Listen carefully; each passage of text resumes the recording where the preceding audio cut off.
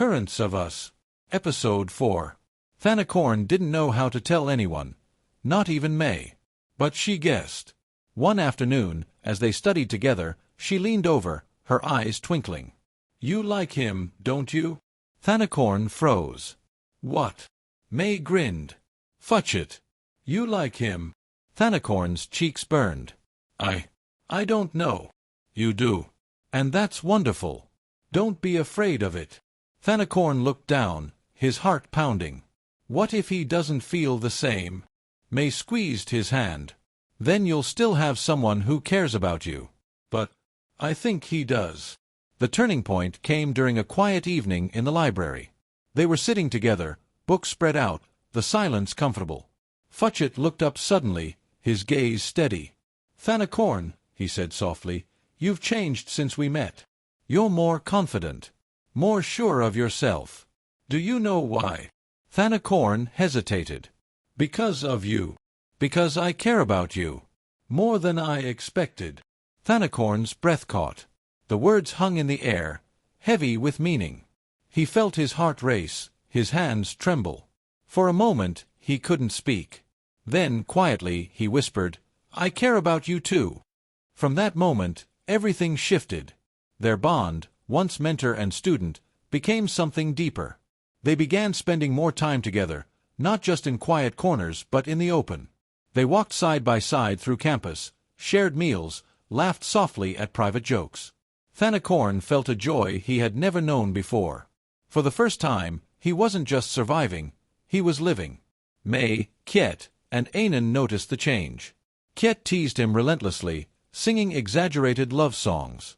Ainen raised an eyebrow but offered quiet approval. May beamed, proud of her friend. "You're glowing," she said one evening, nudging him.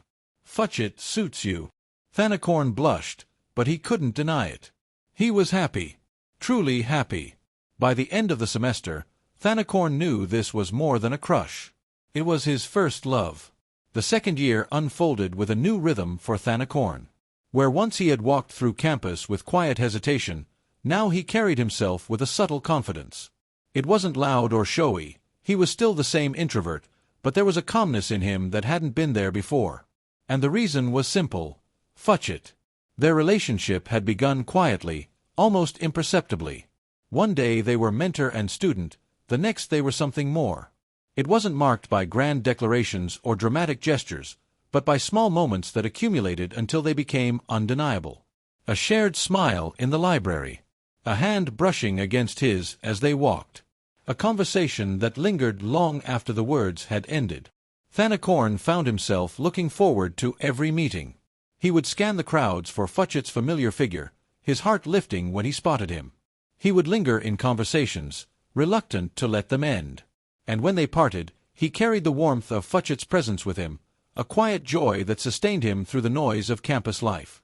May noticed the change immediately.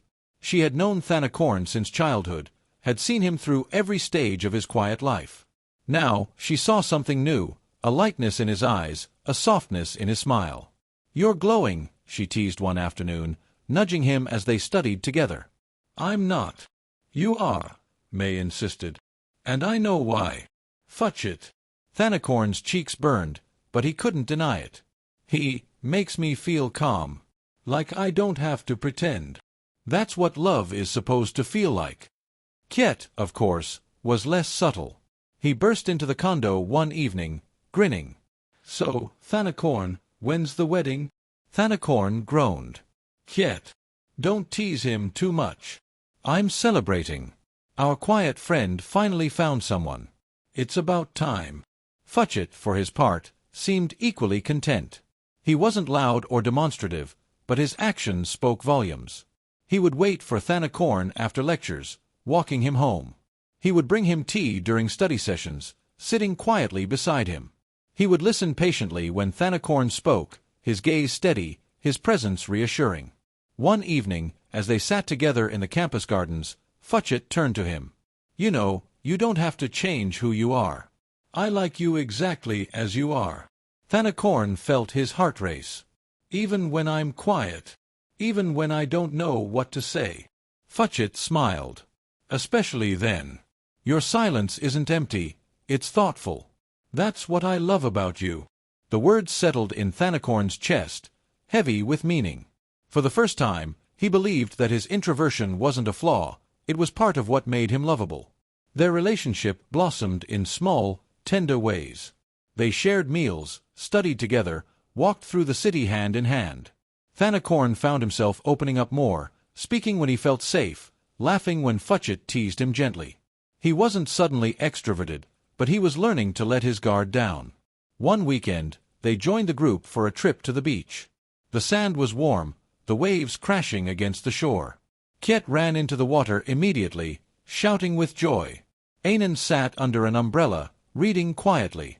May and Dao walked along the shore, their laughter carried by the wind. Thanakorn sat with Futchit, watching the waves.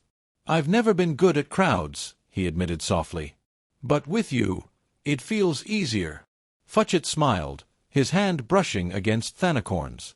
"That's because you're not alone anymore." "I don't want to be." Thanakorn felt a sense of belonging he had never known before, not just in his friendships, but in his love. The second semester of their second year unfolded with a rhythm that felt both familiar and new, and for Thanakorn it was unlike anything he had ever experienced before. He had always been steady, reserved, the one who listened more than he spoke, but now with Futchit by his side, he felt a warmth that softened the edges of his solitude. Their relationship was not marked by dramatic gestures or loud declarations, but by small, steady moments that accumulated until they became undeniable. A smile exchanged across the library table, a hand brushing against his as they walked through campus, a conversation that lingered long after the words had ended. He didn't rush him, didn't demand more than he could give, he simply listened, his presence calm and reassuring. For Thanakorn, who had always feared that his quiet nature was a flaw, this acceptance was transformative. Their routines became rituals. Every morning, Futchit would wait outside Thanakorn's lecture hall, leaning casually against the wall until he emerged. They would walk together to the cafeteria, sharing a meal before heading to their respective classes. In the evenings, they often studied side by side, Thanakorn with his textbooks, Futchit with his notes. Sometimes they spoke about business theories, debating quietly, other times they spoke about life, family, dreams, fears. He spoke about his insecurities, his doubts, his hopes for the future. Futchit listened patiently, never dismissing his words, never making him feel small. One evening, as they sat in the campus gardens, Thanakorn confessed, "I don't know how to be in a relationship." The beginning of the third semester carried with it a different kind of energy. For Thanakorn, the quiet boy who had once doubted whether he belonged in business administration, life now felt fuller, richer, and more complicated in the best way. He had Futchit by his side, and though their relationship had started in whispers and silences, it was now something he could no longer imagine living without. The realization of love was not a sudden explosion but a gradual unfolding, like dawn breaking slowly across the horizon. Every morning, Thanakorn woke with a sense of anticipation. He would check his phone, often finding a simple message from Futchit, "breakfast," or "meet me after class." These small gestures carried weight, grounding him in the knowledge that someone was thinking of him, someone wanted to share the day with him. He had never experienced this before, and it made the routine of lectures and assignments feel lighter. Futchit, for his part, was steady and calm, but he had a way of showing affection that was subtle yet undeniable. He would wait outside Thanakorn's lecture hall, leaning against the wall with his arms crossed, his expression relaxed. When Thanakorn emerged, their eyes would meet, and the quiet smile that passed between them was enough to erase the stress of the morning. They would walk together, sometimes talking, sometimes simply enjoying the silence. For Thanakorn, who had always feared that his quietness was a weakness, this acceptance was transformative. Their relationship deepened through shared routines. They studied together in the library, sitting side by side, their notebooks open. Sometimes they debated theories, Futchit challenging Thanakorn to think differently. Other times, they spoke about their lives, childhood memories, family expectations, dreams for the future. He spoke about his insecurities, his fear of failure, his doubts about whether he was good enough. Futchit listened patiently, never dismissing his words, never making him feel small. One evening, as they sat in the campus gardens, Thanakorn admitted softly, "I don't know how to be in a relationship." Futchit smiled gently, his eyes warm. The words settled in Thanakorn's chest, easing his anxiety. He realized then that love wasn't about perfection. It was about presence, about showing up, about being willing to share yourself even when you were afraid. The realization of love for Thanakorn was not a single lightning strike, but a series of moments that accumulated until they became undeniable. By the time the second year reached its midpoint, he no longer questioned whether what he felt for Futchit was admiration or friendship. It was love, steady and profound, and it colored every part of his life. He noticed it in the way his heart lifted when he saw Futchit waiting outside his lecture hall, in the way his chest tightened when they parted at night, in the way his mind wandered to him even during the most demanding classes. It was not the loud, dramatic love he had seen in movies or in May and Dao's playful banter, but something quieter, deeper, and just as powerful. Futchit seemed to sense the shift too. Their conversations grew longer, their silences more comfortable, their touches more deliberate. They no longer hesitated to hold hands in public, no longer worried about what others might think. One evening, as they sat together in the library, surrounded by the soft hum of students studying, Thanakorn looked at Futchit and felt a surge of emotion. "I love you," he whispered, the words trembling but true. Futchit's eyes softened, his smile gentle. Thanakorn spoke about his fears of failure, his worries about the future, his doubts about whether he was good enough. The second semester of their second year began with a sense of stability that Thanakorn had never known before.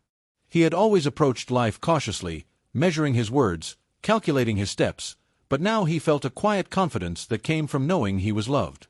Futchit's presence had become a constant in his days, a steady rhythm that guided him through the chaos of university life. Where once he had doubted his place in business administration, now he felt grounded, not because the doubts had vanished, but because he no longer faced them alone. The second semester of their second year unfolded with a rhythm that was both demanding and rewarding. For Thanakorn, the days were filled with lectures, projects, and exams, but beneath the academic pressure was a steady current of joy. That joy came from Futchit, whose presence had become the anchor of his life.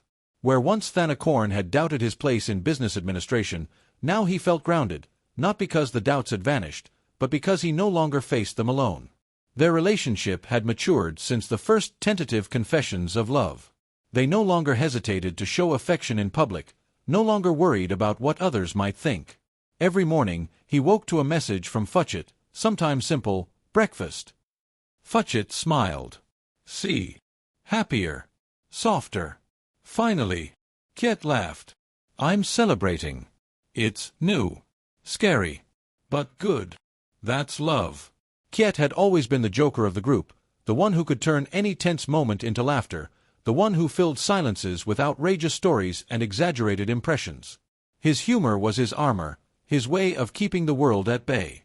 But as the second year rolled into its later semesters, Kiet began to feel a subtle shift inside himself. The jokes still came easily, but beneath them was a quiet longing he could no longer ignore. He watched his friends with a mixture of amusement and envy. May and Dao were inseparable, their laughter echoing across campus, their affection obvious in every glance. Thanakorn and Futchit had found a steady rhythm, their quiet love deepening with every passing day. Even Anan, though still serious and reserved, seemed more at ease within the group, softened by the warmth of their friendships. Kiet, meanwhile, remained the clown, the entertainer, the one who kept everyone smiling. But when the laughter faded and the nights grew quiet, he felt the emptiness of being alone. It wasn't that he resented his friends. On the contrary, he was happy for them, proud even. But he couldn't help wondering when it would be his turn. He had always told himself that love was something he didn't need, that humor was enough to carry him through life. Yet now, watching his friends find connection, he realized that beneath the jokes was a heart that longed for something more.